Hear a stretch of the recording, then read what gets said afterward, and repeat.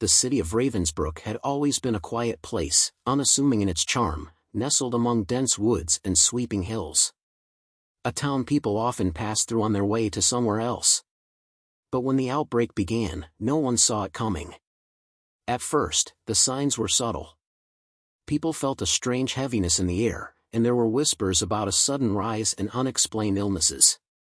But it wasn't until the first gruesome attack that the truth could no longer be ignored.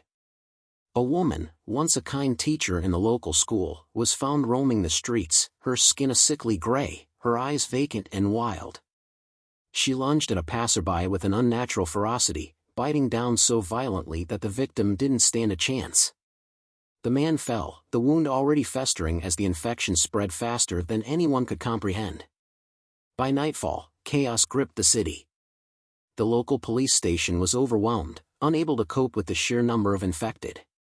News outlets broadcasted reports, but soon the stations went silent, their last broadcasts nothing but static. Ravensbrück was no longer a quiet town, it was ground zero for something unimaginable. In the midst of the panic, 5 strangers found themselves trapped inside a once bustling shopping mall. They had no choice but to band together when the infected began to close in. They were ordinary people, people with lives and ambitions that were now nothing more than memories. There was Leah, a journalist who had arrived in town for a simple assignment, and her companion Ben, a former army medic who had been trying to make a fresh start. Then there was Marcus, a mechanic with a sharp mind and quick hands, followed by Emma, a university student who had barely made it out of her dorm room before the chaos began. The last was Ian, a local who had been part of the crowd during the first attack, and had barely survived his own encounter with the infected. None of them knew each other, but the urgency of the situation pushed them into an unspoken alliance. Together, they gathered their resources in the mall's security office, trying to make sense of their surroundings. Supplies were limited, but they managed to secure some weapons and basic first aid kits. Leah, though terrified, couldn't help but think about the bigger picture. "We need to figure out what happened," she said, her voice trembling but determined. "We need to understand why this is happening, how this started. If we can find the truth, maybe we can stop it." Ben, examining the bloodstains on his sleeve, gave a curt nod. "It's not going to be easy, but I agree. There's something off about all of this. It's not just some random disease." Marcus looked out the window, where the streets were eerily quiet. The only sounds were distant groans and the shuffle of the infected. "We'll need a plan. If we stay here too long, we'll be trapped. It's better to find out what's going on while we can still move." The group agreed, and they set their plan in motion. Leah suggested they start with the town's hospital. If there were any answers to be found, it would be there, buried in medical files or in the accounts of surviving staff. Emma and Ian volunteered to scout the way there, while Marcus and Ben gathered what supplies they could find. The journey would be dangerous, but they had no other choice. Time was running out, and the darkness outside seemed to press in closer with each passing hour. As the group ventured deeper into Ravensbrück, they began to notice something unsettling. The streets were empty, too empty for a city that had once been full of life. But in the shadows, something was watching. Something that wasn't quite human anymore. The infection had already claimed much of the city, but was that all it was? Or was there something more sinister behind the outbreak? They had to find out before it was too late, before the shadows took everything. The hospital was a towering, crumbling structure on the outskirts of town. Once the heart of Ravensbrück's healthcare system, it now sat abandoned, its windows shattered and its entrance barricaded. The faint scent of decay lingered in the air as Leah and Ian approached, their footsteps echoing in the empty streets. The silence was unnerving, but they pressed on, knowing they couldn't afford to hesitate. "Stay close," Leah whispered, her eyes darting around. She could sense something was wrong, but she couldn't put her finger on it. The normal hum of a town had been replaced by an unsettling stillness, as though the city had never existed at all. They reached the hospital's front doors, which had been hastily boarded up. Ian pulled out a crowbar, prying the boards away with surprising strength. As the last piece of wood fell, the doors creaked open, revealing the shadowed interior. The hospital looked like a war zone, furniture overturned, bloodstains smeared across the floors, and medical supplies scattered everywhere. "Something went wrong here," Ian muttered, scanning the hallway. His hand instinctively gripped the knife at his side. Leah nodded, her heart racing. "We need to find answers, fast. It's not just the infected we're dealing with. This place, it feels different." They moved cautiously through the halls, the distant groans of the infected echoing through the corridors. The air was thick with the stench of death. The further they went, the more the hospital seemed to be a maze of darkness. Their flashlight beams cut through the gloom, revealing abandoned rooms and hastily written notes on the walls, warnings, perhaps, or clues left by those who had once worked here. A door to an office caught Leah's eye. It was ajar, a faint light seeping from within. She motioned for Ian to follow and pushed it open slowly. The room appeared to be a research lab, with stacks of files scattered across the desks. But what caught her attention was the large monitor on the far wall. It flickered with static before displaying a series of strange numbers and graphs, something resembling a research experiment gone wrong. "Look at this," Leah said, stepping closer to the screen. She ran her fingers over the keyboard, bringing the data up. It was a report of some kind, but the words were barely legible. She squinted, trying to make sense of the scattered text. "It says something about a viral mutation, rapid onset.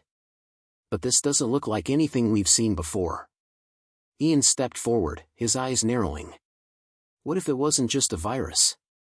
What if they were doing something here, something they shouldn't have been doing? Leah felt a chill run down her spine. The thought that crossed her mind was too terrifying to ignore. What if they made this, on purpose? Before they could continue, a noise echoed from the hallway. A door slammed shut. The unmistakable shuffle of infected feet followed, and Leah's heart skipped a beat. The hospital wasn't as empty as it seemed. "We've got to move," Ian said urgently. "Now." They grabbed a handful of the papers from the desk, shoving them into Leah's bag as they bolted for the hallway. The infected were close, too close. They could hear the low growls and the uneven footfalls getting louder, echoing through the halls like a twisted symphony of death. Rounding a corner, they were met with a group of infected, their eyes wide and vacant, their movements jerky and erratic. They didn't hesitate, they rushed forward, mouths gaping wide as they lunged at the pair. Leah and Ian barely had time to react. Ian grabbed a nearby fire extinguisher and swung it with all his might, knocking one of the infected to the ground. Leah kicked another in the chest, sending it sprawling back. But more were coming. The hallway seemed to stretch forever, an endless onslaught of the grotesque figures closing in. "We need to get out," Leah shouted, her pulse racing. They turned and ran, their feet pounding the floor as they made their way back toward the exit. But as they reached the door, the sound of more infected filled the air. They were trapped. Just as panic began to set in, a loud bang echoed through the hallway, followed by a stream of gunfire.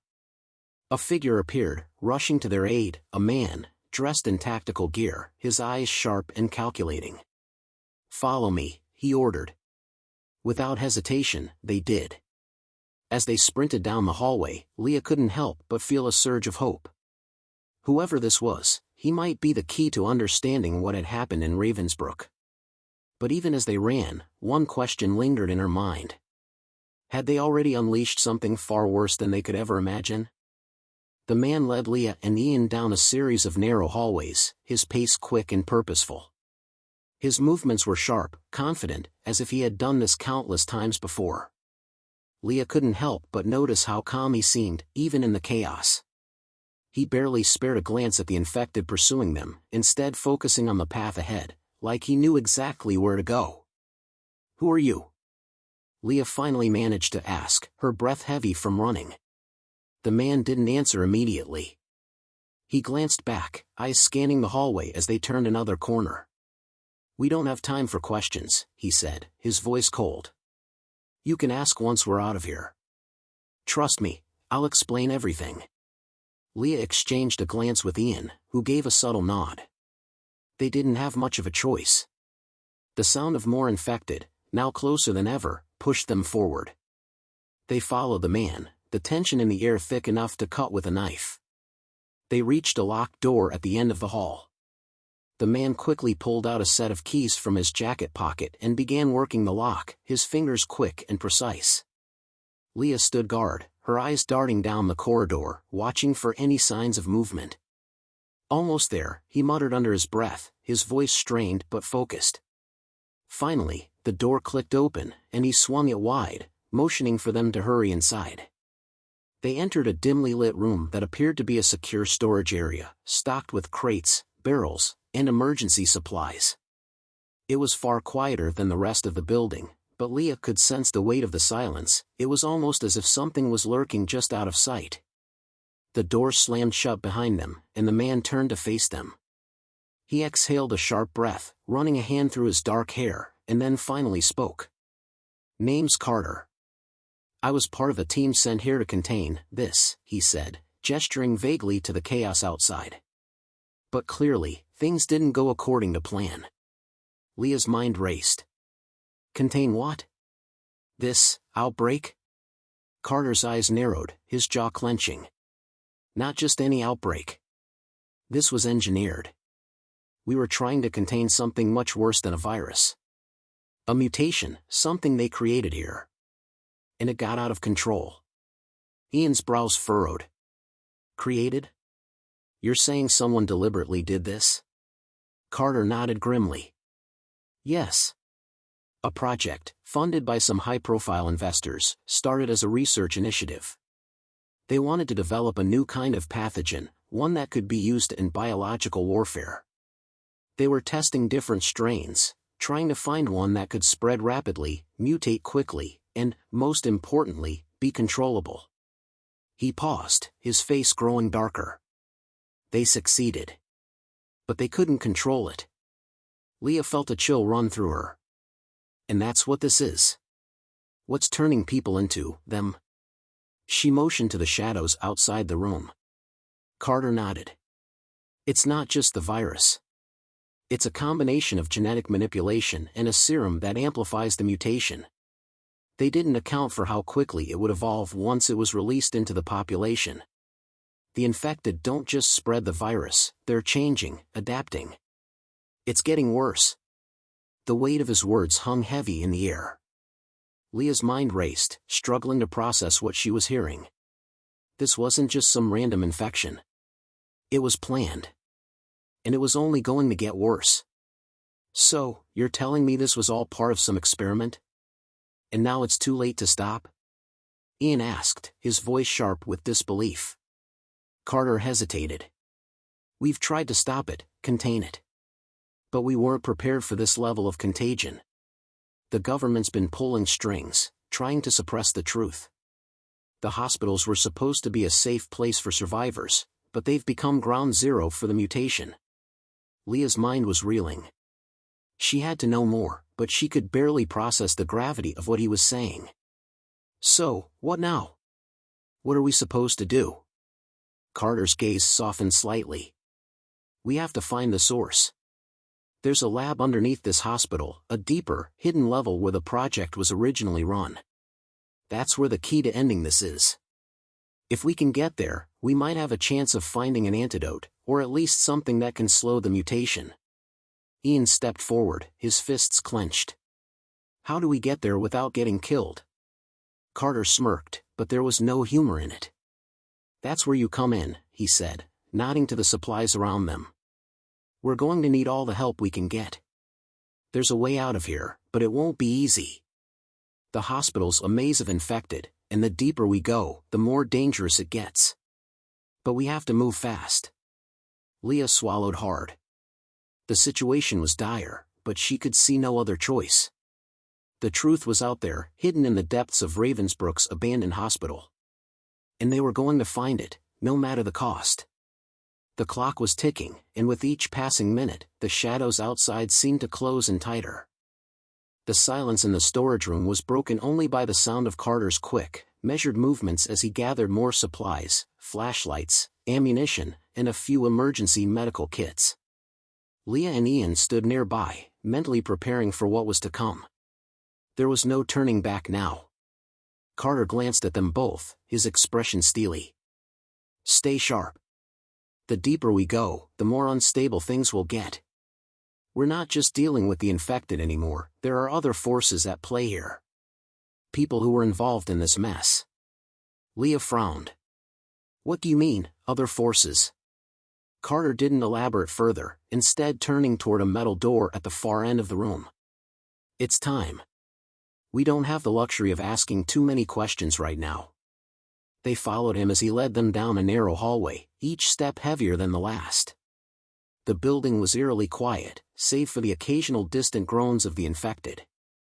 Leah's nerves were on edge, and every creak of the floorboards underfoot seemed amplified in the stillness.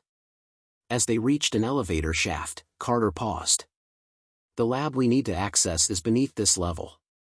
The elevator's out of commission, but there's an old service tunnel around the corner.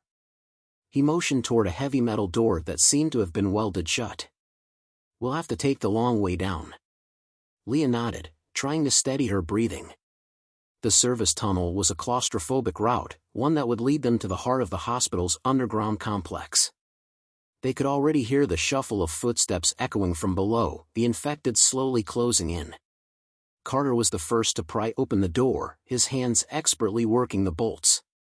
Once inside, they crawled through the narrow tunnel, the air stale and thick with dust. The walls seemed to close in around them as they made their way deeper into the hospital's bowels. The lights flickered intermittently, casting strange shadows along the stone walls.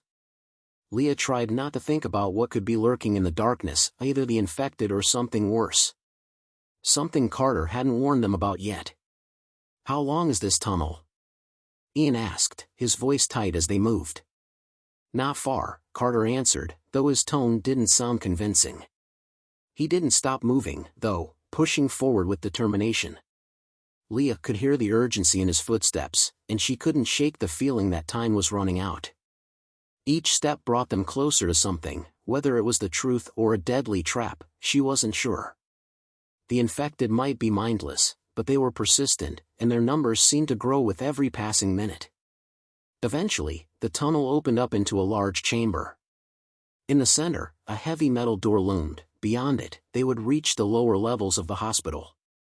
The sound of water dripping echoed off the walls, but nothing else stirred. This is it, Carter said, pausing just before the door. We're almost there. Once we get through, we'll need to move fast. The lab has everything you need to understand what's happening here, but it won't be easy to access. Ian took a deep breath. Then let's do it. They entered the chamber, and Carter led them to the door, which he quickly unlocked. A long, cold corridor stretched out before them, lit by dim fluorescent lights that buzzed intermittently. The air was thick with a musty, metallic odor, one that smelled of old chemicals and decay. They moved cautiously, their steps slow and deliberate.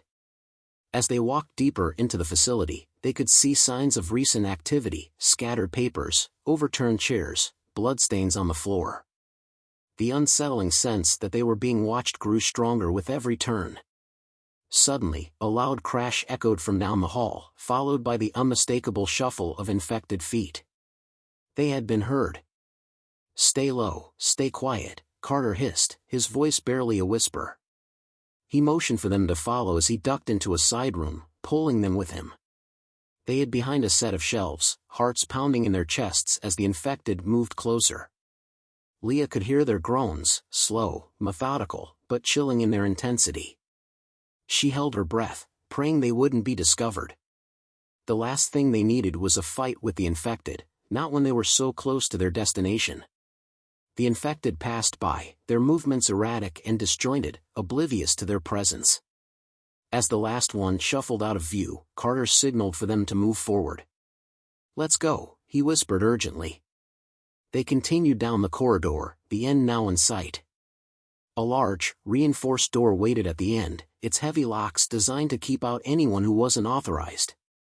Carter approached it cautiously, his fingers working the keypad. There's no time to waste, he muttered as the door slid open with a mechanical hiss. Beyond the door lay the laboratory, the epicenter of the outbreak. The air was thick with the faint hum of machinery, and the sterile white walls stood in stark contrast to the chaos that had consumed the city above. But as they stepped into the lab, a new feeling crept in, a feeling of dread, as if the room itself was waiting for them. And in the far corner of the lab, there was a figure. A man, dressed in a white coat, his back turned to them. Carter's eyes hardened. It's him. Leah's blood ran cold. Whatever this man knew, whatever he had done, it was time to find out. The answers they needed were just a few steps away, if they could survive long enough to get them. The room was filled with the low hum of machinery, the faint beeping of monitors, and the occasional whir of cooling fans. Yet, despite the sterile environment, the air felt thick with tension. The laboratory, with its gleaming white surfaces and meticulously organized equipment, was a stark contrast to the chaos that had unfolded throughout Ravensbrück. But Leah couldn't shake the feeling that the walls of this room were closing in on them, that the answers they sought were far more dangerous than they had imagined. Carter moved first, his eyes fixed on the man at the far end of the lab. The figure stood with his back to them, manipulating something on a workstation. He was tall, lean, his lab coat pristine despite the carnage outside. There was something unnerving about the way he worked, so calm, so precise, as though nothing in the world could faze him. "That's Dr. David Hallstrom," Carter said, his voice low and laced with venom. "He's the one behind all of this." Leah's stomach turned. The name hit her like a brick. Hallstrom. She had seen it mentioned in the research files back at the hospital. He was the lead scientist on the project, someone who had worked on the viral mutation for years. He was the architect of Ravensbrück's downfall. "Does he know we're here?" Ian whispered, his hand hovering near his weapon, though he hadn't drawn it yet. "I don't know," Carter replied. "But he won't be happy to see us. He's likely the last person who still has control of whatever's left of the project. He might be our best shot at finding a cure, or it might be too late." Leah clenched her fists. The thought of confronting the man who had caused so much suffering made her stomach churn, but she had to do it. They had no choice now. "Let's approach him carefully," Leah suggested. "Maybe he'll talk. But if he doesn't?" Carter raised a hand, cutting her off. "If he doesn't, we deal with him." They moved in sync, their steps quiet but purposeful. The tension in the room was palpable, and every inch closer they got to Hallstrom felt like stepping into a lion's den. Leah's heart pounded in her chest as they closed the gap. Hallstrom didn't seem to notice them at first, too absorbed in whatever he was working on. Then, just as they were about to speak, Hallstrom suddenly turned around, his cold, calculating eyes locking onto theirs. He didn't flinch, didn't even seem surprised.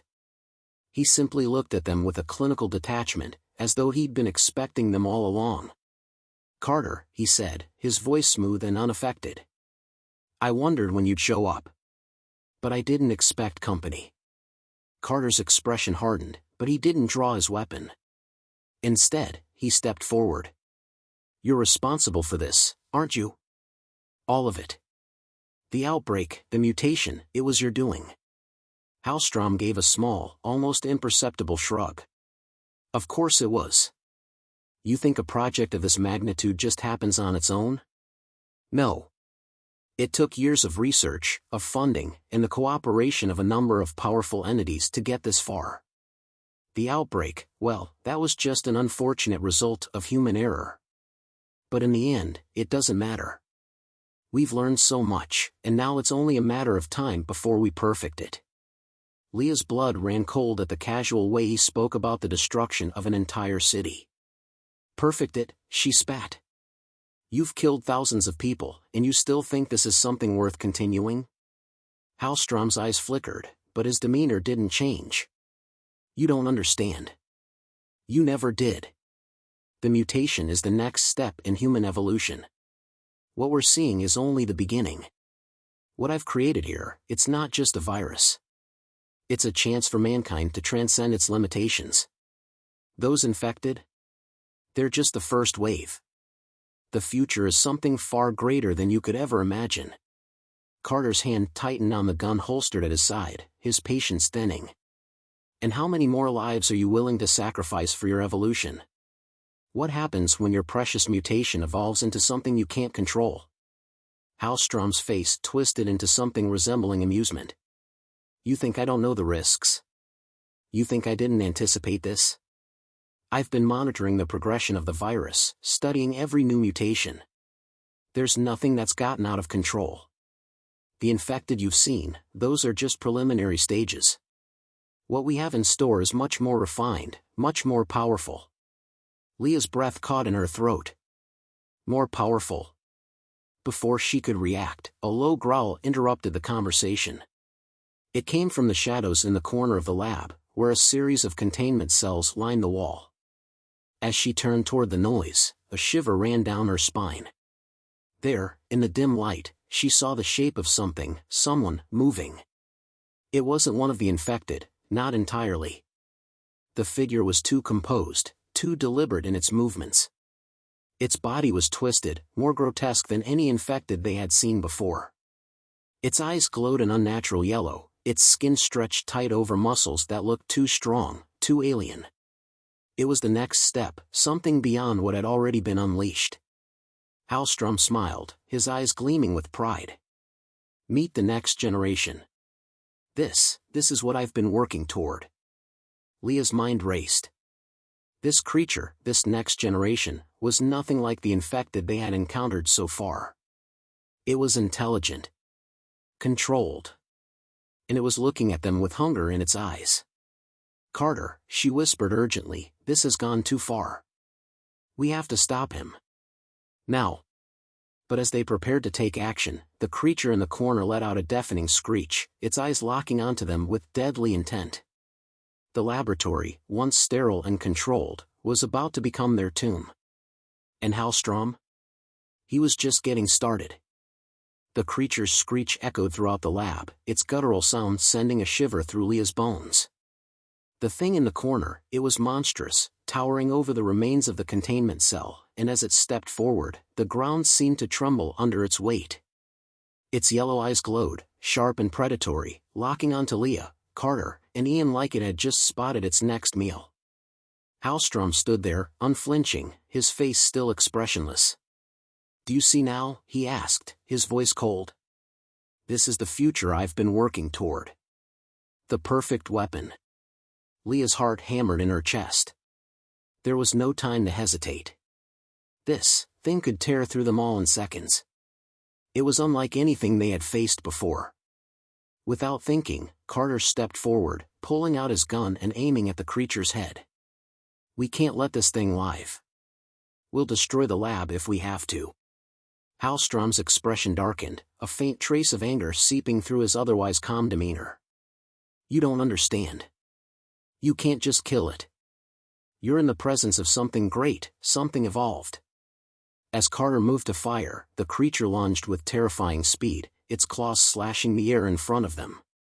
Leah barely managed to dive to the side, her heart in her throat as the creature's claws scraped the floor where she had been standing moments before. It was fast, too fast, and it was relentless. Ian reacted quickly, drawing his weapon, and fired several shots at the creature's chest. But it barely seemed to notice. The bullets hit it with a dull thud, but they didn't penetrate deep enough to stop its advance. Move! Carter shouted as he dove for cover behind a workbench. Leah scrambled to her feet, her mind racing. This wasn't a fight they could win with brute force. Not against something like this. Hallstrom, however, seemed to have other plans. He remained eerily calm, a strange smile tugging at his lips. It won't stop until it's completed its purpose. Until it's evolved beyond all of you. Leah's pulse quickened as the creature roared again, shaking the ground beneath them. In that moment, she understood what Hallstrom had created. This wasn't just an infected, mindless creature. This was something with a goal, a purpose. And if it had its way, it wouldn't stop until it saw the world burn. What does it want, Hallstrom? Leah shouted, her voice frantic. What's its purpose? What are you trying to do with it? Hallstrom didn't immediately answer, instead stepping back toward a large console near the far wall. He began typing rapidly, his fingers flying across the keys. It's simple. This creature is the culmination of all the research, the key to controlling the future. It will guide humanity to a new world order. The infected? They are just the first phase. This is what comes next. Leah's thoughts raced. She could barely hear his words over the noise of the creature's screeching and the gunfire, but she understood enough. Hallstrom had unleashed something far beyond their ability to contain. They couldn't fight it the way they had fought the infected, it was too powerful, too smart. Ian, who had been desperately trying to reload his weapon, finally shouted in frustration. We need to stop the machine. That's the only way we'll stop it. Leah's eyes flickered toward the console Hallstrom was working at. She realized what he was doing. He's activating something, she muttered to herself. What? Carter shouted. Look at the machine. Leah pointed. He's going to release more of them. We have to shut it down. Carter's eyes followed her gaze, and for a moment, he hesitated. He knew what Hallstrom had done, what he had created, but this was the breaking point. The creature was too close, too lethal. They couldn't waste time debating morality. Get to the console, now! Carter ordered. Leah didn't need any more prompting. She ran toward the console, ducking as the creature swiped at her with its massive claws. She barely managed to avoid its strike, but she felt the wind from its movement brush past her skin. The thing was relentless. As she neared the console, she saw the lights flickering, something was wrong. The system was reaching a critical stage. If she didn't act fast, they would be overrun by more of these monsters. She slammed her hand onto the console, searching for the shutdown sequence. It wasn't easy, the systems were complicated, and Hallstrom had encrypted everything. But she wasn't going to give up. She had no choice. Leah, hurry! Ian's voice echoed from behind her. The creature screeched again, and Leah's fingers flew across the controls, her eyes scanning for any sort of shutdown code. A few more seconds and it would be too late. Finally, she found it, a red button labeled Containment Override. With no hesitation, she slammed her hand onto it. For a moment, nothing happened. Then, with a mechanical groan, the entire laboratory system began to shut down. The lights flickered one last time before going dark, the machines powered off with a soft hum. The creature faltered for a moment, disoriented by the sudden loss of power. Is it working? Ian asked breathlessly. Leah's heart skipped a beat. For a second, it seemed like the creature would collapse. But then it began to shriek again, more violently than before. And the sound of more growls, more claws scraping across metal, echoed from deep within the lab. More creatures. They weren't the only ones. Hallstrom turned to them, his face twisted in anger. You've sealed your fate. You think you can stop this? You'll never escape. You've unleashed it now. You've only made things worse. Leah didn't wait for him to finish. She turned and ran, grabbing Carter and Ian along the way. The lab was no longer safe, it never had been.